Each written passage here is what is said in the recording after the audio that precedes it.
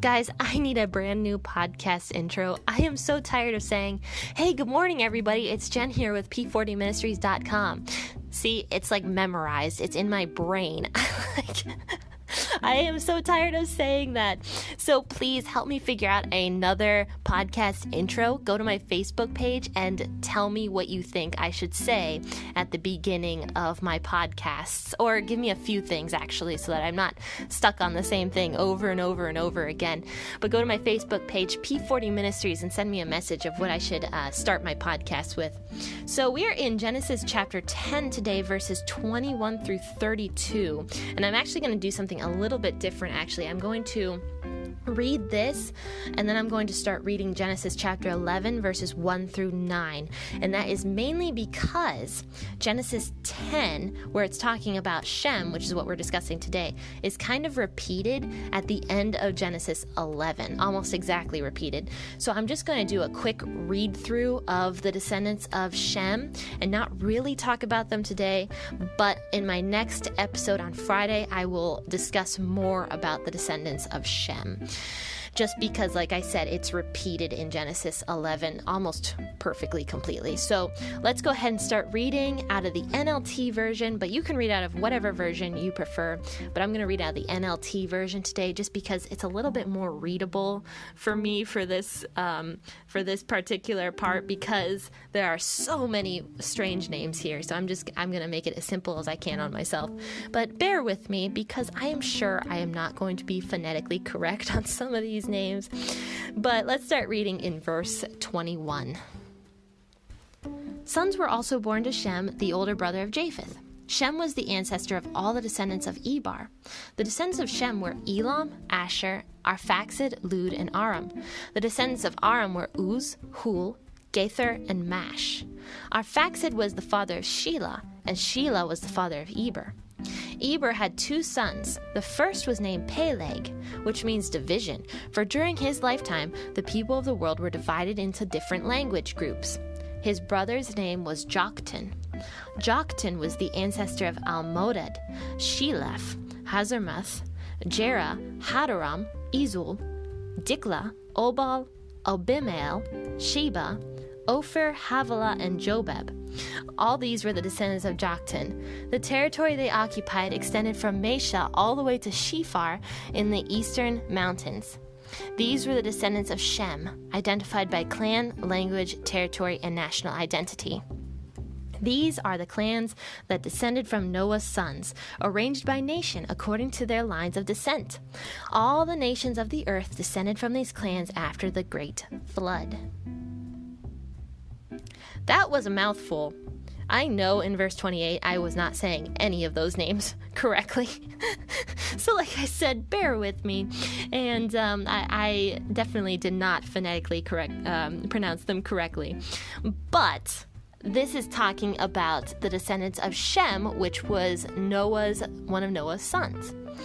But it really only talks about somebody specific in verse 25, which was Peleg, which means division. So his name meant division. And it says here that during his lifetime, the people of the world were divided into different language groups. And that is referring to the Tower of Babel, which is in Genesis chapter 11. So let's go there. Like I said, we will discuss Shem at a later time, probably on Friday. And let's start reading Genesis 11, verses 1 through 9 in the NLT version. At one time, all the people of the world spoke the same language and used the same words. As the people migrated to the east, they found a plain in the land of Babylonia and settled there. They began saying to each other, "Let's make bricks and harden them with fire." In this region, bricks were used instead of stone, and tar was used for mortar. Then they said, "Come, let's build this great city for ourselves with a tower that reaches into the sky. This will make us famous and keep us from being scattered all over the world." But the Lord came down to look at the city and the tower the people were building. "Look," he said, "the people are united, and they all speak the same language. After this, nothing they set out to do will be impossible for them.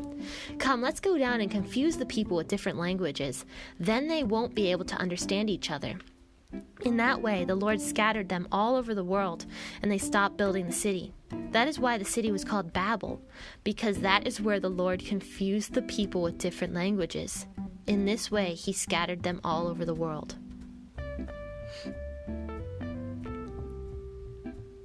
So this is the first mention of different languages in the Bible, because in verse 1 it says, everyone at this point spoke the same language.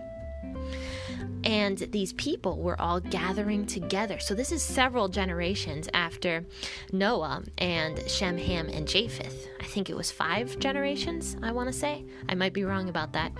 But there are several generations that happened after Noah, and these people are all gathered together. And they are migrating to the east, and they found this nice piece of land in Babylonia, and they decided to settle there. Now they are in direct violation of what God had commanded them to do. Because if we go back to Genesis chapter 9, right in verse 1, when God is blessing Noah and Noah's 3 sons, it says here, God told them, be fruitful and multiply, fill the earth. And what are these people here in Babel doing? They are staying in the same spot. They are not filling the earth. They might be multiplying, but they are staying in the same spot.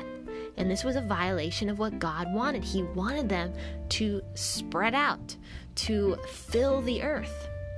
And as they keep having more children, it would have turned into this big megapolis. Honestly, it would have been this huge city where people are just staying together in one spot and not filling the earth. And that was not what God wanted. And so these people are saying here, let's make bricks and make this huge city and this tower that reaches into the sky, and this will make us famous. This will make us famous. So they are acting out of pride. And in verse 4 it says here, this will make us famous and keep us from being scattered all over the world. So what does that tell you? That tells you that these people knew what God wanted, but out of pride and sin, they were saying, our way is best. We don't want to scatter all over the earth. We want to stay in this same spot and make this city for ourselves and make ourselves famous because of this city. And they are acting out of disobedience and pride. So what does God do? He comes down and he looks at the city and the tower the people were building. And he says, look, these people are all united and they're all speaking the same language. Let's go down and confuse these people with different languages. Then they won't be able to understand each other. And the NLT version says here in verse 7, in verse 6, after this, nothing they set out to do will be impossible for them. So God is saying that these people, because they are staying in this same spot and multiplying in this one spot, nothing they set out to do will be impossible for them. And what does that mean? I think in the WEB version, it says it a little differently. It says, now nothing will be withheld from them which they intend to do. And that's the WEB version. So I truly think that this is God's way of protecting these people. Yes, nothing that they do will be withheld from them if they try. And that includes sin. Because as people live together, people have a tendency to be people pleasers, right? So if you are surrounded by people who are doing the wrong thing constantly, what is the natural thing to do? To affirm them, because you want to be liked.